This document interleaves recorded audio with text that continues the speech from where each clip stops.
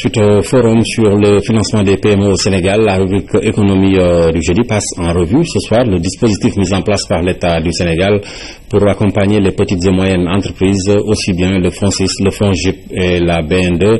D'autres structures non financières ont contribué à appuyer la petite et moyenne entreprise des PME qui butent encore sur l'accès au marché après avoir franchi l'obstacle du financement d'Ahaba. Les petites et moyennes entreprises constituent 90% du tissu économique. Et leur part dans le PIB tourne autour de 30%. Et au niveau pour la population active, autour de 60%. Quand vous regardez donc les textes, il y a des définitions donc sur le chiffre d'affaires, sur le nombre de salariés. Et donc ce sont à partir de ces critères qu'on définit les PME. Il a été observé que ces PME avaient difficilement accès au financement parce qu'elles n'avaient pas souvent les garanties que les banques leur demandaient. Et le fait de ne pas disposer de garanties suffisantes était entre autres un des facteurs principaux qui expliquait la difficulté d'accès de ces PME-là aux sources de financement. Certes, l'État avait mis en place tout un dispositif d'accompagnement et non financier, mais depuis 2 ans, 3 nouveaux instruments ont vu le jour. Le FONGIP pour faciliter l'accès au crédit. Le FONGIP a été créé pour résoudre les contraintes d'accès à la garantie qui étaient quand même identifiées comme étant le principal obstacle d'accès au financement des PME. Et depuis 2 ans d'opération, le FONGIP a pu mobiliser au niveau du secteur financier plus de 17 milliards. Dans ce cadre-là, nous avons pu accompagner 416 entreprises. Nous fonctionnons en termes d'apport en capital. Aujourd'hui, depuis qu'on a commencé, l'État nous a donné en tout 6 milliards 7. Mais les 6 milliards 7 nous ont permis de mobiliser 78 milliards de financement. En plus de ces 2 fonds, il y a aussi la Banque nationale de développement économique. Le bureau de mise à niveau aussi est en train d'expérimenter un schéma assez innovant avec la BNDE en mettant en avant les primes que le bureau de mise à niveau accorde aux entreprises éligibles et qui exécutent leur plan de mise à niveau. Ces primes sont domiciliées de manière irrévocable dans les comptes de ces entreprises ouverts dans les livres de la BNDE et maintenant la BNDE finance le gap. Je pense que les projets analysés jusqu'au profil donc, du promoteur, si on met l'accent sur cet aspect-là, vraiment avant financement, je pense qu'on peut éliminer, en tout cas réduire sensiblement les risques.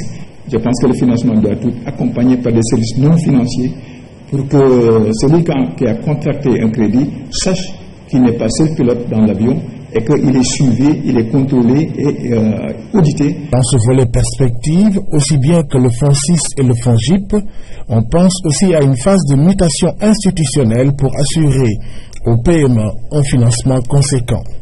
Et la transformation institutionnelle permettra également de passer de 15 milliards à 30 milliards d'ici 2018. En dehors de la question du financement, les PME butent également sur l'accès au marché, même si la question de la commande publique a été réglée.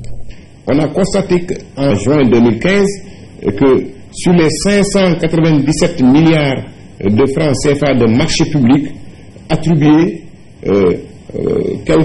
un peu plus de 400 milliards de francs ont été donnés, ont été accordés aux petites et moyennes entreprises. Aujourd'hui, nous avons des PME qui sont fortes, qui sont bien encadrées, donc et qui peuvent apporter leur contribution au développement économique et social. Mais il reste une bonne partie pour lesquelles il faudra donc poursuivre ces efforts, les amener surtout, les aider par rapport à la qualité de la gouvernance, les aider par rapport à avoir une information financière fiable, donc les états financiers, à pouvoir élaborer des plans d'affaires et pouvoir donc soumettre des dossiers bancables, comme on dit. Aux critères d'éligibilité que sont la taille, la solidité financière et celui de l'environnement, les PME, après avoir eu accès au marché, doivent l'exécuter et le financer.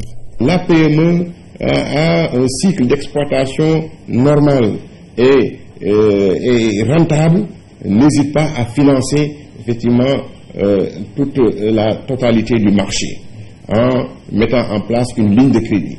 Mais souvent, Si la PME ne donne pas ces assurances-là, il est difficile pour le banquier aussi de financer la PME pour l'exécution du marché.